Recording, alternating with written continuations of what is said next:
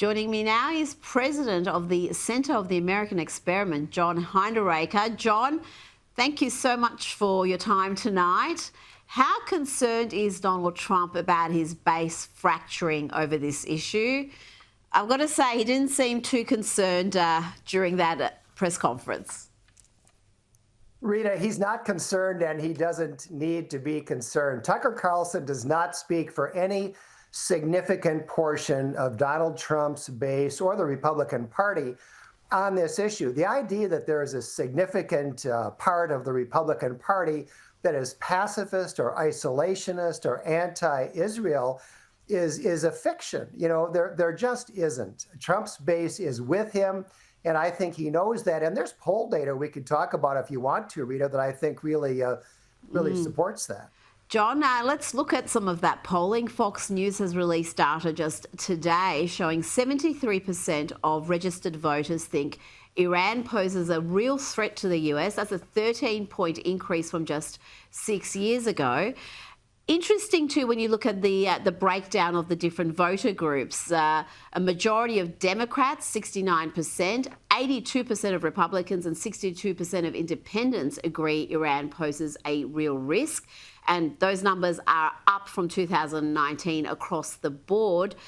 But, John, when it comes to the strikes against Iran, it's evenly split. 49% approve and 46% disapprove. But Republicans, 73% approval, well above the independents and Democrats at 32%.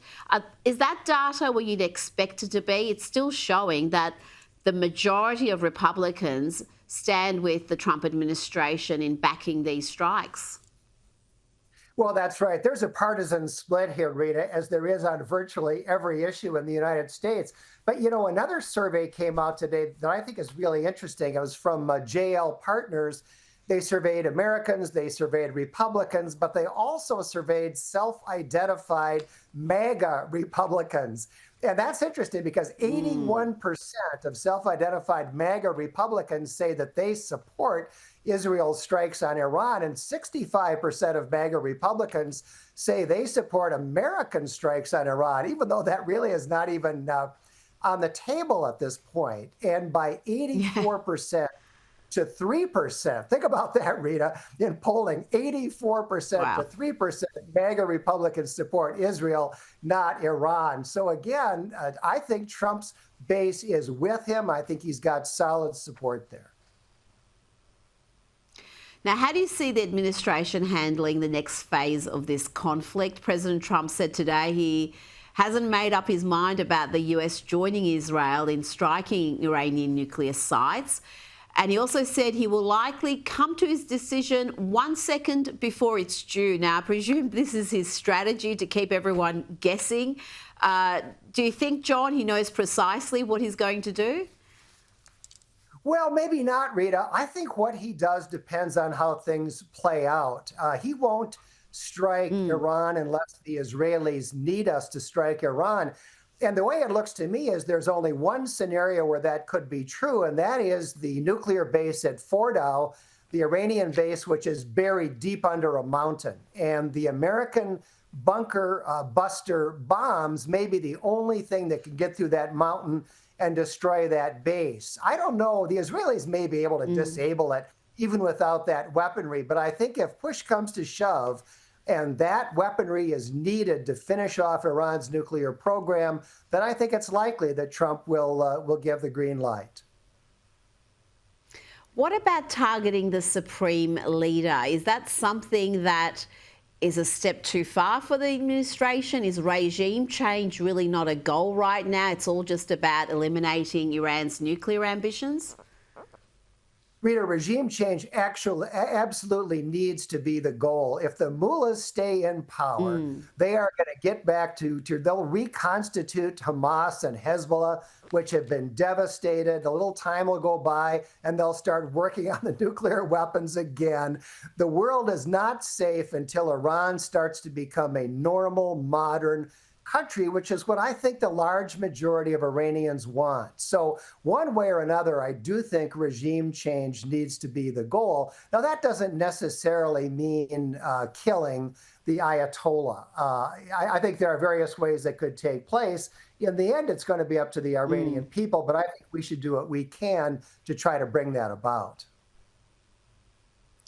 Now, you mentioned the Iranian people and what they want. I want to play you a bit of footage from Iran. This was shot by a man in Tehran, footage of Israeli fighter jets over the city near the Supreme Leader's residence. آسمون تهران میدون فردوسی ماشاءالله ماشاءالله بزن حرومزاده‌ها بزن. I speak Persian and those translations are accurate. He was just pleading with them to strike, to hit the targets. Undoubtedly, there are many Iranians in Iran and those who've already fled who want to see the end of this regime, and they really don't care if it's Israel or the US that make it happen, John. Well, Rita, you're familiar with the concept of a preference cascade, where people have been oppressed and nobody can say what he really thinks, because if you do that, you might get shot. And then things start to change and things start to shift, and all of a sudden people start saying what they actually think. And once that begins to happen, things can change very, very fast. And we have seen regimes collapse virtually overnight. It turns out that they're much more fragile than people thought. And I'm hopeful that may happen in Iran, that the Iranians may find a way to rise up and get rid of this terrible regime. Now, before you go, just on domestic matters, the inflation rate has been lower under Donald Trump than the Biden administration. It's stayed low and, in fact, dropped despite tariff fears. Real wages are up slightly. The illegal immigration crisis is certainly over. How do you judge this second term compared to Donald Trump's first term? Well, he's off to a much better start, Rita, no doubt about that. And I think a key point is he is fulfilling his campaign promises. He's doing what he said he was going to do. He's closed the border. Real wages are up. Inflation is flat.